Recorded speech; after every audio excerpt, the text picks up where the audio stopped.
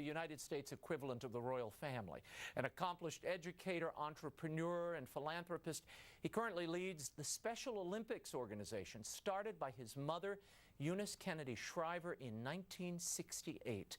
Today it serves nearly 4 million athletes in 170 countries. For Tim Shriver, it was not politics or even JFK that led him to discover his vocation, but another Kennedy and a series of unlikely teachers that showed him the way. He's the author of an affecting new memoir, Fully Alive, Discovering What Matters Most. Please welcome to the program, Tim Shriver. Thank you for being here. Pleasure to have you. Thank you very now, much. You write in the book, and when your brother Mark was here, he told me about your mother, Eunice Shriver, opening the backyards of your homes, even when your father was a diplomat in other countries, to children with disabilities. What was it that drew her to this mission?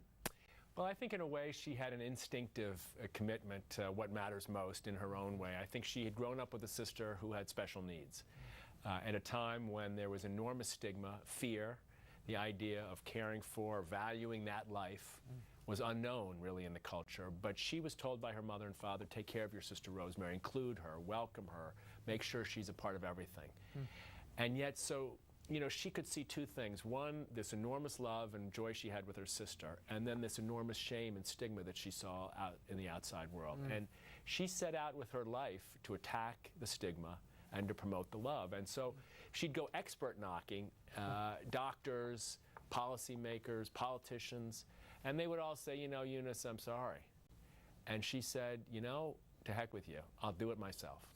And in that energy comes from faith, comes from anger, comes from love.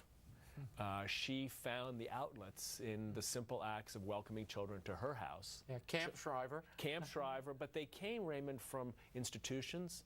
Some of them came having been separated from their parents at birth. These were the children that no one wanted. And here we were, I was a little boy, and to me all they were was a team for a kickball game, you know, or a group to ride ponies with. Or, what did you think when these children came? Well, you know, I never think met in before? retrospect, I remember these scenes. You know, children remember only scenes when they're very young. I mean, I was only 3 years old, 4 years old, 5 years old when this was getting underway. But I remember seeing them arrive, and I remember the specialness of these moments when they'd get off the buses. I didn't know where the buses were coming from. How could I?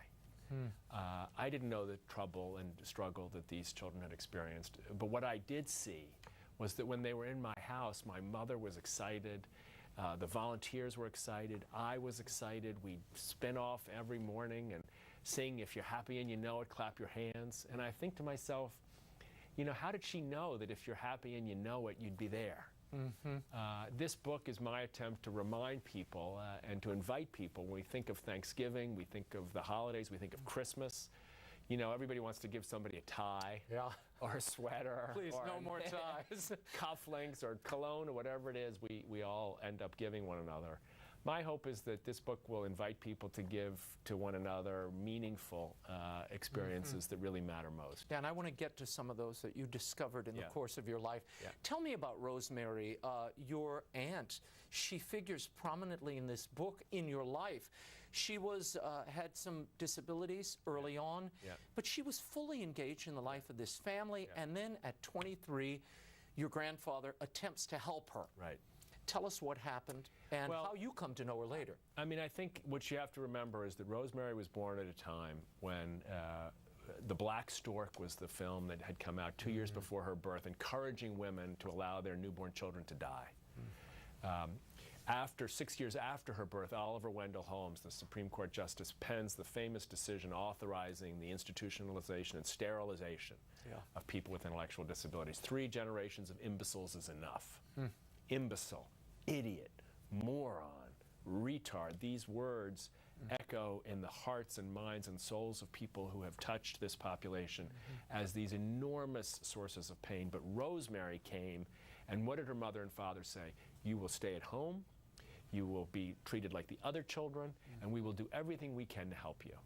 When it came time, and she was, you know, they looked for schools, there weren't any. They looked for doctors, they were frustrated. They looked for convents to which they sent Rosemary. And finally, you know, the irony of her life is that she was the happiest just before this operation, by all accounts. Her letters to her father, they were together in England together. She was at a convent outside of London, caring for younger children, feeling very fulfilled.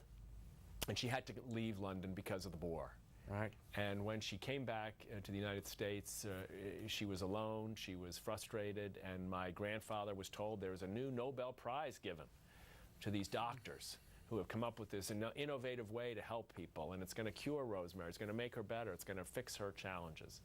And unfortunately it didn't. It backfired and became one of the great sadnesses of his life, and of my mother's too, and of all her brothers and sisters. But the sadness, the struggle, the frustration ends up producing, in a kind of almost mystical transformation, this bursting forth of energy and commitment to ending that shame that produced all that pain and isolation. And she was isolated for a good long period. She lived in an institution in Wisconsin. Yeah. You come to know her, though. Eunice, your mother, opens the doors of the house, invites her in. Yes. How did that happen after such a long period of... I think my mother went to her brother, who had become the President of the United States, and said, it's time. It's time we break this secret, you know. And I like to think of every family needing to do this. You know, there's all these great lines in literature about families being this and happy families and this. I think families tend to all harbor secrets, things that they're afraid to share. Yeah. This was one of those things that I think my mother said finally to her brother president, you know, you've won now, maybe she said. Let's share this news. Let's end this stigma. The President of the United States needs to welcome someone with intellectual disabilities to the White House. We need to tell our family story, and we need to break the doors open. Rosemary all of a sudden becomes a guest, a frequent one, 4, 5, 6 times a year. I'm a little boy. She comes to our house, and there she is. Can't speak a lot. She does not. A few words here and there, but she loved to eat. She loved desserts. She loved to swim. No diet food? No diet food. More, you know, after the ice cream was cleared, she'd say more ice cream and these kinds of things. And she'd smile, and she'd play cards, and she'd take walks. And she had a simplicity and a honesty, if you will, that reminded me over and over again. I can't say I saw it at that time in my life, but I could tell there was something different about the way in which she made our family feel than anyone else. And what of that experience, seeing her in the midst of your family, what did you take from her? What lingers now? Well, it took me a long time, to be honest, to learn what she meant. I can't say it was quick, you know. I had to fail myself. I had to struggle. I had to find my way to the mystics. I had to find my way to the cloud of unknowing, and to Teresa of Avila, and to Irenaeus, other great... Who all weave their way in and out of this narrative, by the way. They all come in, all these saints, not because I'm trying to, you know, give credit to saints, but because they guided me. The cloud of unknowing telling me, you know, and Eckhart, you know, that there's a presence of God within you. And to start relaxing a little bit. And I could all of a sudden see that in Rosemary, this was a woman who didn't have to fight the world. Yeah. And the mystics were kind of saying the same thing. Don't fight the world. God loves you already.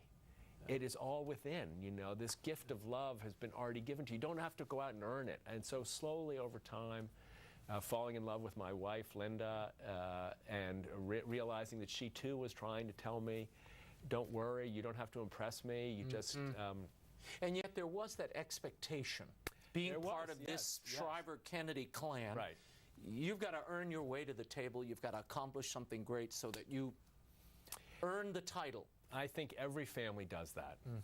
I'm sure you were raised by a mom and dad who had great hopes for you, and they've been fulfilled, I'm sure. Well, but I don't know about that. At some level, the mistake I think we all make is that we tend to think that other people's expectations for turning us into something are more important than the expectations we find within ourselves. And I think what Rosemary taught, what this book is about, is me coming to understand that the greatest expectations I had to fulfill were God's expectations that were unique to me. And I didn't have to become my uncles or my mother or my father. I didn't have to become Raymond. I just had to become Tim. And even though that's a little bit embarrassing to say, and it's a little bit self-absorbed sounding. I think it was actually the most selfless thing I could learn. You say in the book you were reluctant to embrace the family business. Yeah. Special Olympics. What happened? What changed that? Was this all part of that journey? I think once I found that a sense of my own interior peace, and I grounded myself in a spiritual practice of silence and prayer, I found that I could now re-enter into a social or a cultural setting where people would come up to me and say, "Oh, you're Eunice's son, or you're President Kennedy's what? You know, which one are you?" I think as a younger man, I couldn't handle that. I needed to run away. You know, let me find myself. I don't want to be treated as a number in a big puzzle. I wanted to be treated as me. And when I finally got to the point where I could feel my own sense of strength, I thought to myself, this is great work, this Special Olympics stuff. You make reference in the book, near the end, you coin a term called diffabilities, as opposed to disability, which we always affix to people with any little thing that's different from us. Why diffability, and what have you learned about diffability and the impact of spending time with these people, even if on the surface they don't seem to quite meet the measure of the rest of the world or what the world expects? Well, I think if there's one thing that people of faith could agree on, it's that the divine God has created things and they are good. All of them. No exceptions. God, as one friend of mine told me when she was pregnant for the first time, does not make mistakes.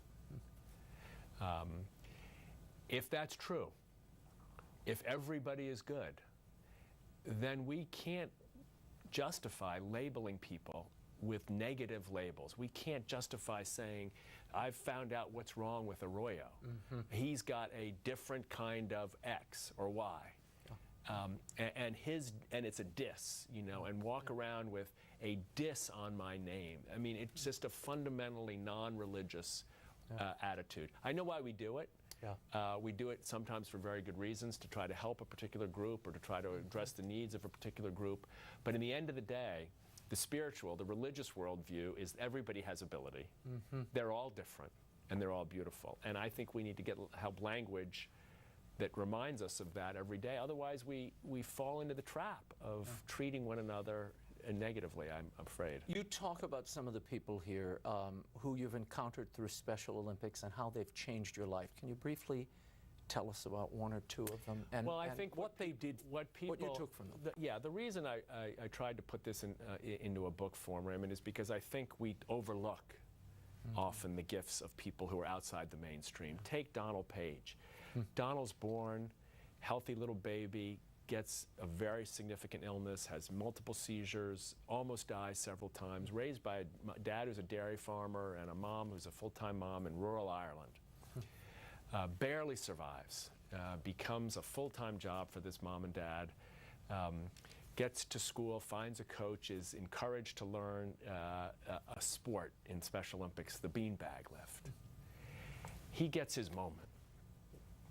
He's in front of 1,500, almost 2,000 people in an arena in downtown Dublin. His mom and dad leave that morning. He's on the bus with the other athletes. And he sits in front of an audience, and his job is to lift this bag and move it from here to here. And he starts, and I'm sitting in the front row, and I've got celebrity, you know, the president of Ireland is next to me, and I'm thinking to myself, oh my goodness, this is going to be terrible. He's got such significant challenges. He starts, he moves, the hand. It takes him several minutes just to get the hand onto the ball, onto the softball. And by the time he gets it halfway along, the crowd is mesmerized. And I talked to his dad, and he said in the background, he said he was thinking, I hope they give him time. All he needs is a bit of time. 18 minutes it took him to move that object just across the table, and the place explodes. And the place is on fire. It could have been the Final Four. And I think what they were saying, what that crowd was saying, and what Donald was saying, you know, with all the guts and courage to do his best, that was all he had. And it was enough. You know, they knew they'd seen an athlete that was as good as Pele or LeBron James or Tom Brady or anybody else. You have to stop and pause and look to see Donald. You can't rush through life. and notice him. Well, that's what I love about this book. It really is about seeing beyond the surface and finding the great gift that's there if you take the time to look. We have to slow down a bit to do it, and that's why I hope this book is, in some ways, it's a thank you letter to all these athletes, to Donald, to Daniel Thompson, to Loretta Claiborne, to my Aunt Rosemary, to my mom, people who slowed down in life, who looked me in the eye, who reminded me that I was also a child of God, to Jean Vanier, the great saint, living saint of this community. These are human beings who are not on the headlines. I want to talk for a moment about, while you bring this up, and as I read through this, your thoughts on this prenatal testing that we're seeing now, where people are testing for disability. Your thoughts on the morality of that, and what would you tell a parent who's considering this or perhaps has already received a diagnosis? Well, I think the best we can do is fight very hard to remove the sense in which these people are liabilities, valueless or less valued, you know, because when a mom or a dad receives a diagnosis, it terrifies them. And the reason most of the time it terrifies them is because they think this will be a horrible burden for me, for the child, for my family. They think their life will be derailed. That's wrong. We know that's wrong. We know that's wrong. So my hope is that as the testing grows, as the fear of difference grows, as the fear of not being tall enough or strong enough or rich enough, or all that is just the tyranny of normalcy. Human beings have never thrived in that kind. None of us can thrive because none of us are normal. None of us are the same. We have to help parents. I mean, I don't mention in the book, but when my uncle was alive, Ted Kennedy and Sam Brownback, a conservative and a liberal, I was just about to mention that bill, got together to do a bill that requires that women who have a prenatal diagnosis of Down syndrome or other genetic disorders receive scientifically accurate information about the life course of these people. I'm still working to try to get this information out so that obstetricians will share it with moms and dads at that moment, because we can't deny it's a difficult moment. Sure, but you want to give people the full spectrum of what the life potential is. I want them to see a little boy, 10 years old, with Down syndrome on a bicycle. I want them to see him in school. I want them to see him on a family vacation. I want them to see her running a race, living life fully. Could you do a favor for me? I can try. On page 86 of the book, you have this prayer that your father wrote. Could you read that? Yeah, it's amazing. I just found this by coincidence, actually. Beautiful prayer. Almighty God, he wrote, we thank you. We thank you for giving us a chance to work on behalf of 170 million human beings on Earth with intellectual disabilities, for helping us to understand why you have created them, because they teach us to love one another, because they teach us to respect all of your creatures, of every race, every religion, every nation, of all ages, because they teach us that we are all, every one of us, dependent on you and on one another. Help us, Lord, to respect and love all of your creatures and all of your creation. Help us, Lord, because we are your servants. Amen. Tim Shriver, thank you for being here.